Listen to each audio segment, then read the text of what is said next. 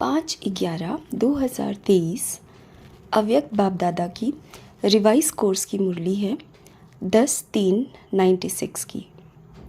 भगवान कहते हैं, करनहार और करावनहार की स्मृति से कर्मातीत स्थिति का अनुभव। आज कल्याणकारी बाप अपने साथी कल्याणकारी बच्चों को देख रहे हैं।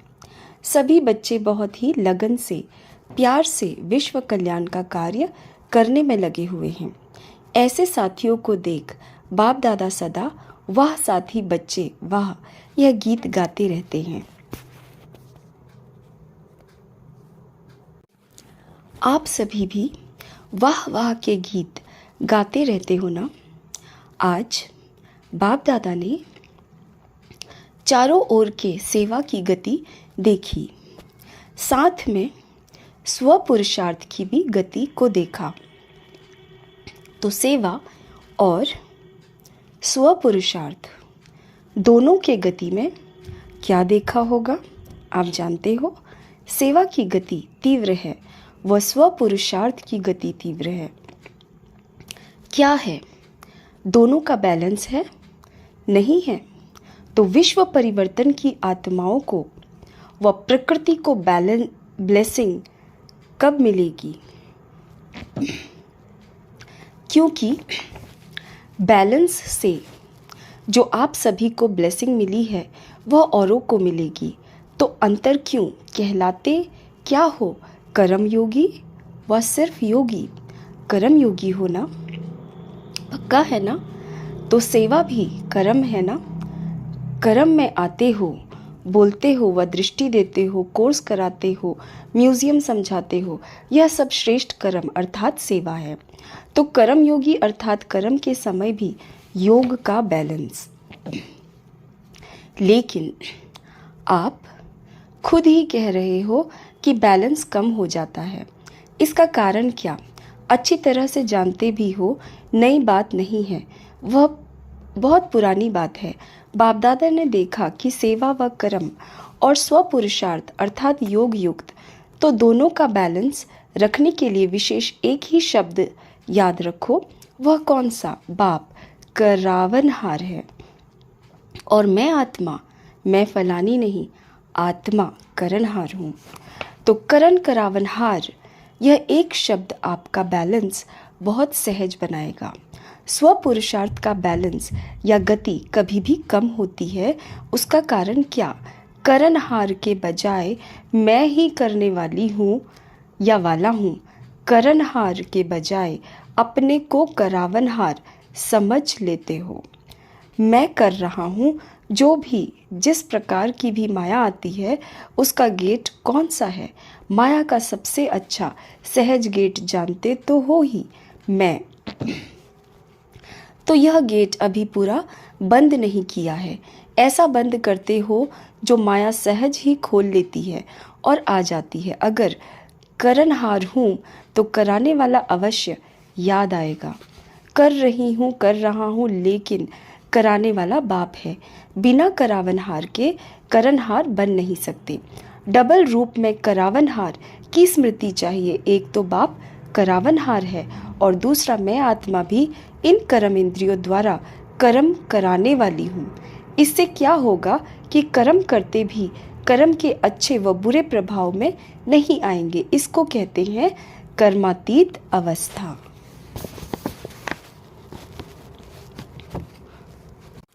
आप सबका लक्ष्य क्या है? कर्मातीत बनना है ना? या थोड़ा थोड़ा कर्म बंधन रहा तो कोई हर्जा नहीं। रहना चाहिए या नहीं रहना चाहिए, कर्मातीत बनना है। बाप से प्यार की निशानी है कर्मातीत बनना। तो करावनहार होकर कर्म करो, कराओ। कर्म इंद्रियां आपसे नहीं करावे, लेकिन आप कर्म इंद्रियों से कराओ। बिल्कुल अपने को न्यारा समझ कर्म कराना। यह कॉन्शियसनेस इमर्ज रूप में हो, मर्ज रूप में नहीं। मर्ज रूप में कभी करावनहार के बजाय कर्म इंद्रियों के अर्थात मन के बुद्धि के संस्कार के वश हो जाते हैं। कारण करावनहार आत्मा हूँ, मालिक हूँ, विशेष आत्मा, मास्टर, सर्वशक्तिवान आत्मा हूँ। यह स्मृति मालिकपन की स्मृति दिलाती है। नहीं तो कभी मन आपको चलाता और कभी आप मन को चलाते, इसलिए सदा नेचुरल मन मना भव।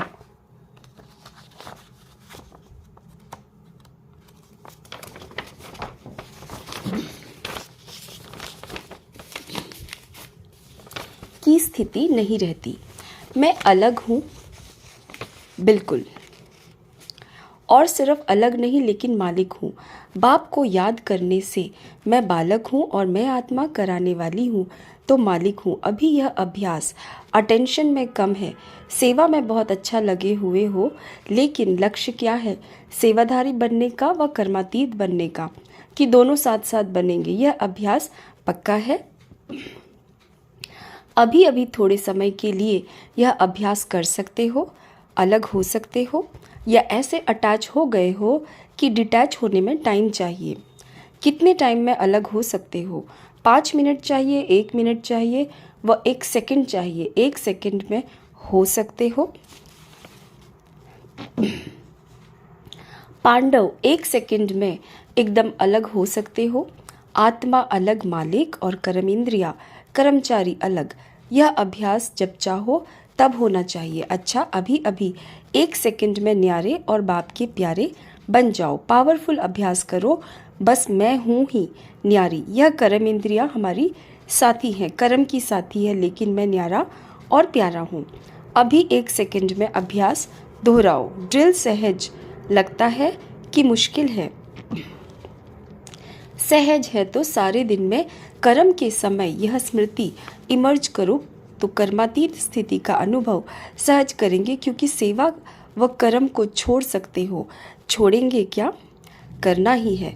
तपस्या में बैठना यह भी तो कर्म है, तो बिना कर्म के व बिना सेवा के तो रह नहीं सकते हो, और रहना भी नहीं है, क्योंकि समय कम है और सेवा अभी भी बहुत है। सेवा की रूपरेखा बदली है, लेकिन अभी भी कई आत्माओं का उल्हना रहा हुआ है।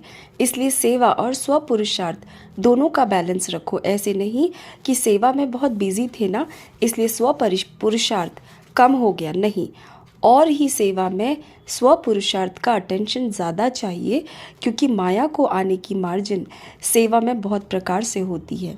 नाम सेवा, लेकिन होता है स्वार्थ। अपने को आगे बढ़ाना है, लेकिन बढ़ाते हुए बैलेंस को नहीं भूलना है, क्योंकि सेवा में ही स्वभाव संबंध का विस्तार होता है और माया चांस भी लेती है। थोड़ा सा बैलेंस कम हुआ और माया नया नया रूप धारण कर लेती है, पुराने रूप में नहीं आएगी। नए नए रूप में, नई नई परिस्थिति के रूप में, संपर्क के रूप में आती है। तो अलग में सेवा को छोड़कर अगर बाप दादा बिठा दे, 1 मास बिठाए, 15 दिन बिठाए, तो कर्मातीत हो जाएंगे। 1 मास दे, बस कुछ नहीं करो, बैठे रहो, तपस्या करो। खाना भी एक बार बनाओ बस, फिर कर्मातीत बन जाएंगे? नहीं बनेंगे।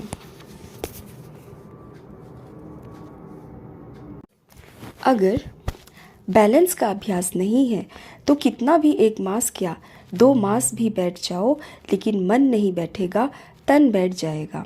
और बिठाना है मन को, न कि सिर्फ तन को। तन के साथ मन को भी बिठाना है। बैठ जाए बस बाप और मैं, दूसरा ना कोई। तो 1 मास ऐसी तपस्या कर सकते हो, या सेवा याद आएगी। बाप दादा व ड्रामा दिखाता रहता है कि दिन प्रतिदिन सेवा बढ़नी ही है, तो बैठ कैसे जाएंगे? जो 1 साल पहले आपकी सेवा थी और इस साल जो सेवा की वह बढ़ी है या कम हुई है? बढ़ गई है ना। न चाहते भी सेवा के बंधन में बंधे हुए हो, लेकिन बैलेंस से सेवा का बंधन नहीं, संबंध होगा। जैसे लौकिक संबंध में समझते हो कि एक है कर्म बंधन और एक है सेवा का संबंध, तो बंधन का अनुभव नहीं होगा। सेवा का स्वीट संबंध है, तो क्या टेंशन देंगे? सेवा और स्वपुरुषार्थ का बैलेंस। सेवा के अति में नहीं जाओ, बस मेरे को ही करनी है, मैं ही कर सकती हूँ। नहीं, कराने वाला करा रहा है, मैं निमित्त करनहार हूँ। तो जिम्मेवारी होते भी थकावट कम होगी। कई बच्चे कहते हैं बहुत सेवा की है ना तो थक गए हैं, माथा भारी हो गया है, तो माथा भारी नहीं होगा। और ही करावनहार बाप बहुत अच्छा मसाज करेगा और माथा और ही फ्रेश हो जाएगा, थकावट नहीं होगी, एनर्जी एक्स्ट्रा आएगी। जब साइंस की दवाइयों से शरीर में एनर्जी आ सकती है, तो क्या बाप की याद से आत्मा में एनर्जी नहीं आ सकती? और आत्मा में एनर्जी आई तो शरीर में प्रभाव ऑटोमेटिकली पड़ता है।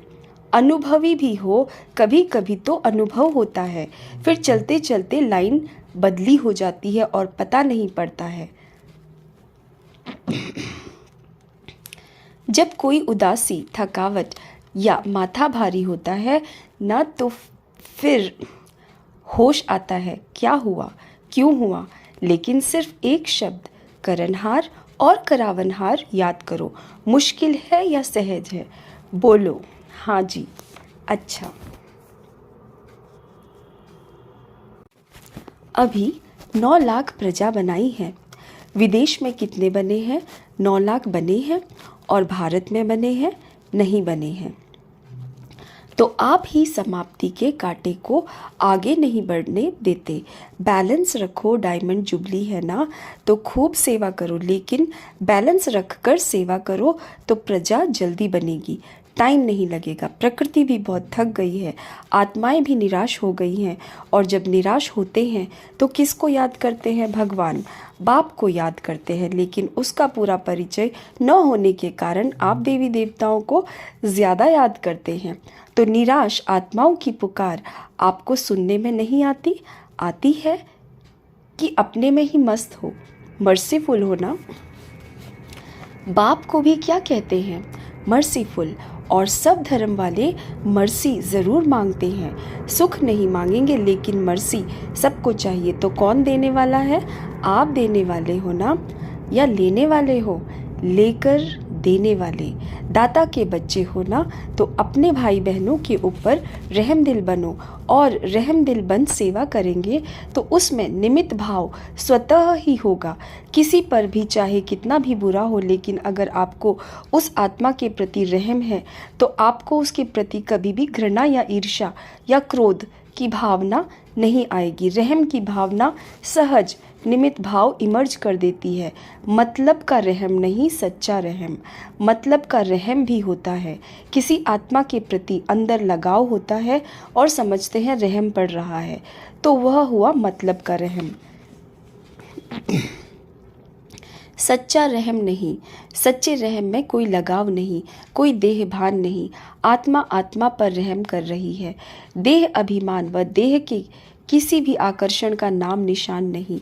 कोई का लगाव बॉडी में से होता है और कोई का लगाव गुणों से, विशेषता से भी होता है। लेकिन विशेषता व गुण देने वाला कौन? आत्मा तो फिर भी कितनी भी बड़ी हो, लेकिन बाप से लेवता लेने वाली है।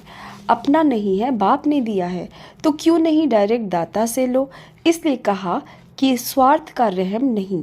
कई बच्चे ऐसे नाज नखरे दिखाते हैं, होगा स्वार्थ, और कहेंगे मुझे रहम पड़ता है। और कुछ भी नहीं है, सिर्फ रहम है। लेकिन चेक करो, निस्वार्थ रहम है, लगाव मुक्त रहम है।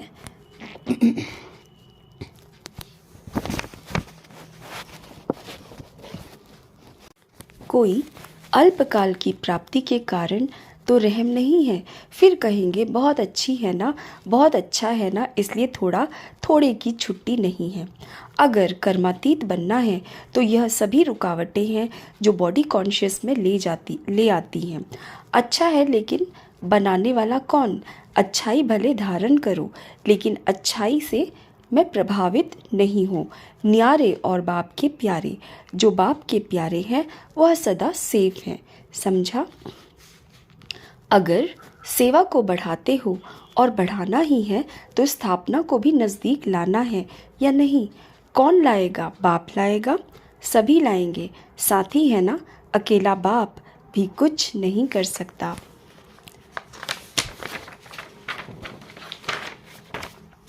सिवाय आप साथी बच्चों के।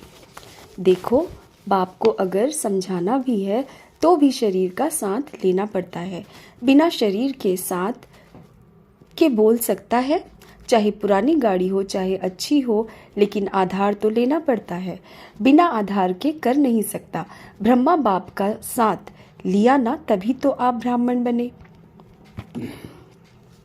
ब्रह्म कुमार कहते हो, शिव कुमार नहीं कहते हो, क्योंकि निराकार बाप को भी साकार का आधार लेना ही है। जैसे साकार ब्रह्मा का आधार लिया, अभी भी ब्रह्मा के अव्यक्त फरिश्ते के रूप में आधार लेने के बिना आपकी पालना नहीं कर सकते हैं। चाहे साकार में लिया चाहे आकार रूप में लिया, लेकिन आत्मा का आधार साथ लेना ही पड़ता है। वैसे तो ऑलमाइटी अथॉरिटी है। जब जादूगर विनाशी खेल सेकंड में दिखा सकते हैं, तो क्या ऑलमाइटी अथॉरिटी जो चाहे वह नहीं कर सकता है? कर सकता है। अभी अभी विनाश को ला सकता है, अकेला ला सकता है, अकेला नहीं कर सकता। चाहे ऑलमाइटी अथॉरिटी भी है, लेकिन आप साथियों के संबंध में बंधा हुआ है, तो बाप का आपसे कितना प्यार है। चाहे कर सकता है लेकिन नहीं कर सकता। जादू की लकड़ी नहीं घुमा सकता है क्या? लेकिन बाप कहते हैं कि राज्य अधिकारी कौन बनेगा? बाप बनेगा क्या? आप बनेंगे। स्थापना तो कर ले, विनाश भी कर ले, लेकिन राज्य कौन करेगा? बिना आपके काम चलेगा?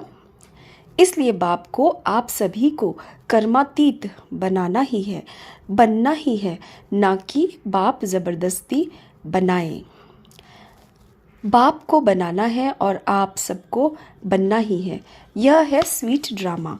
ड्रामा अच्छा लगता है ना, कि कभी कभी तंग हो जाते हो, ये क्या बना, यह बदलना चाहिए सोचते हो। बाप भी कहते हैं बना बनाया ड्रामा है, यह बदल नहीं सकता। रिपीट होना है लेकिन बदल नहीं सकता। ड्रामा में इस आपके अंतिम जन्म को पावर्स हैं, है ड्रामा, लेकिन ड्रामा में इस श्रेष्ठ ब्राह्मण जन्म में बहुत ही पावर्स मिली हुई हैं। बाप ने विल किया है, इसलिए विल पावर है। तो कौन सा शब्द याद रखेंगे? करण करावन हार। पक्का या प्लान में जाते जाते, पक्का या प्लेन में जाते जाते भूल जाएंगे। भूलना नहीं।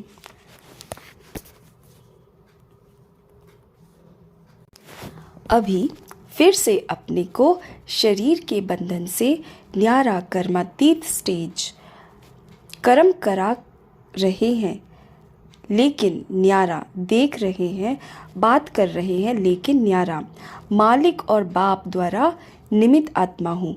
इस स्मृति में फिर से मन और बुद्धि को स्थित करो।